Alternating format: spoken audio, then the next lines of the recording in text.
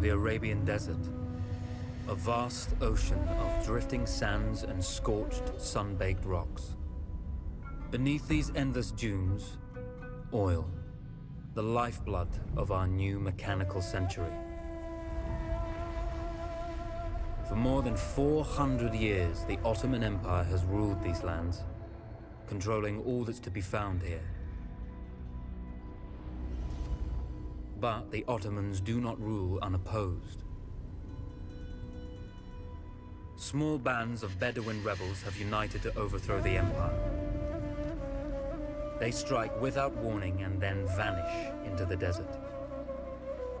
Fighting alongside them is a lone British officer whose exploits have earned him wide renown. The world has taken to calling this man Lawrence of Arabia.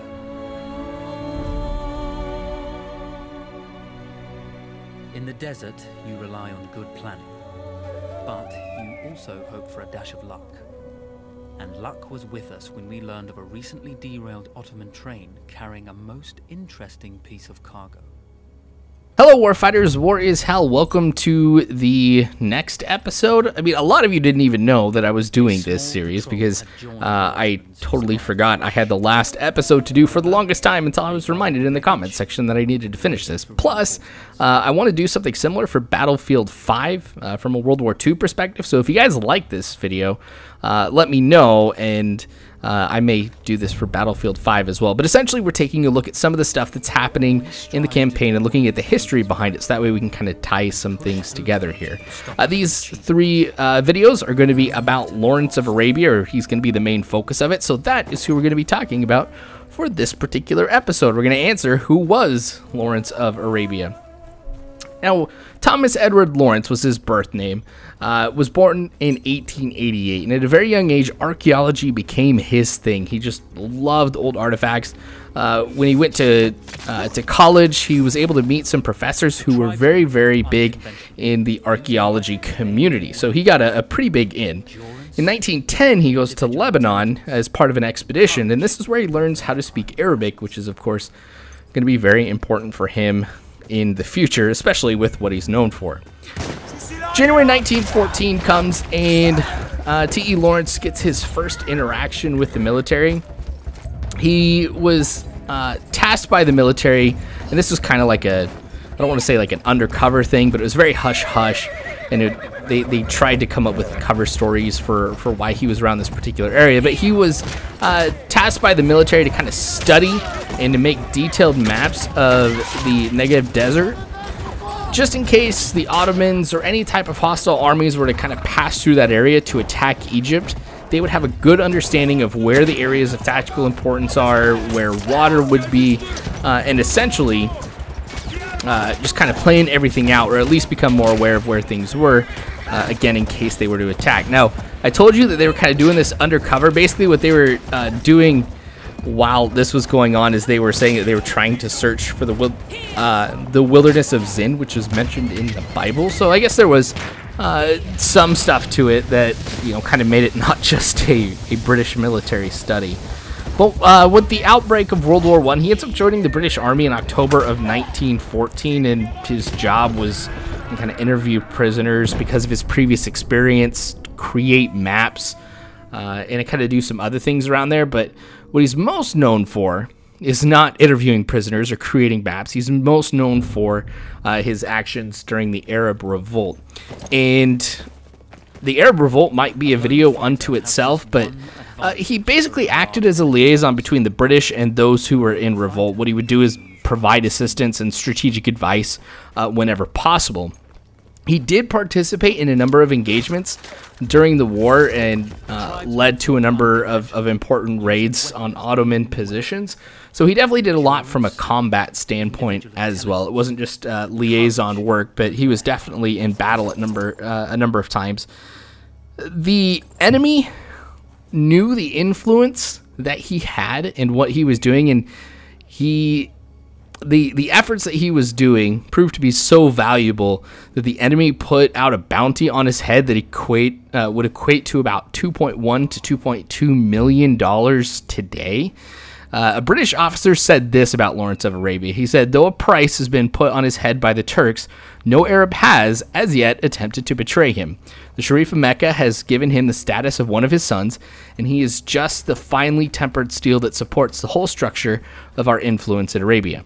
He is a very inspiring gentleman adventurer. So he had a lot of respect, obviously, from a lot of people. And one such example of where his strategic input was deemed most helpful and kind of a lot of what he was known for was right from the outset of the Arab uprising. Now, things, of course, everybody wanted to kind of hop into the fight, and one of the leaders in the Middle East really wanted to take their forces and engage the Ottoman Empire in a very conventional type of manner, like go after them with the same type of style, the same type of force, and the same type of tactics in which the Ottoman Empire was using against them. This was a very, very bad idea because the way that the Arab uprising was set up is it wasn't the type of force that you were going to end up finding that would be effective against this type of combat. But he ended up seeing that this was going to be a problem if the Arabs were to kind of go in this direction. So instead, he was able to work with them to basically form a force that, kind of like you're seeing in this episode, really didn't engage in just straight all-out combat, but kind of act as guerrilla fighters. I think it might be the best way to put it. So the way that he helped shape the Arab uprising in favor of the British and the French in and around that area proved to be absolutely valuable. Now, there's a lot of things too, looking at this particular time period, that I definitely want to go over, particularly the treaty that the British and French kind of had on how the Middle East would kind of be split up after World War I, because it's interesting. There's no clear indication to know whether or not Lawrence of Arabia knew of this treaty, because there's some things that you could look at and be like, yes, he did know what was going on, how bad it was for the Arabs, and try to do everything he can to prevent it.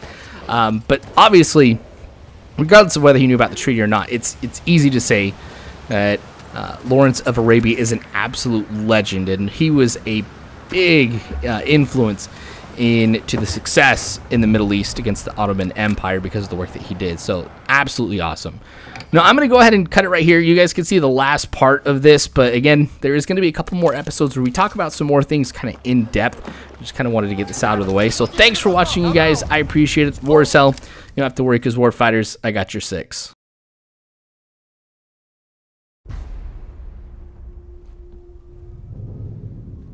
Well, you did not think we would be fast enough to catch you here, did you? Lawrence of Arabia.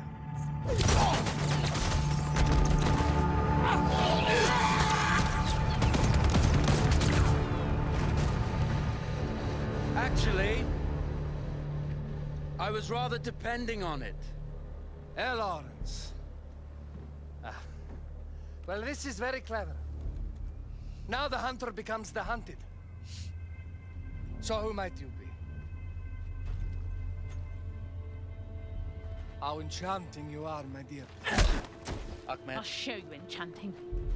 If it weren't for you, I'd be free. Free, is it? You'll be free when you're dead. And I'm happy to tell you, the Empire intends to grant you all this freedom very soon.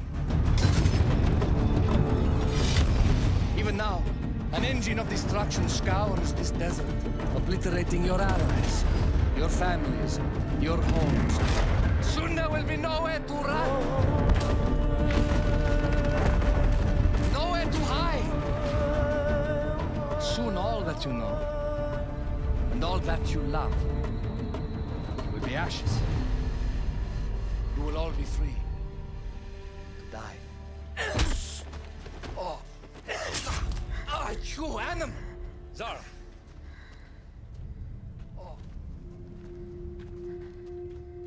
Now I understand that you would like nothing more than to strip the flesh from that man's feet and send him off into the desert naked to die.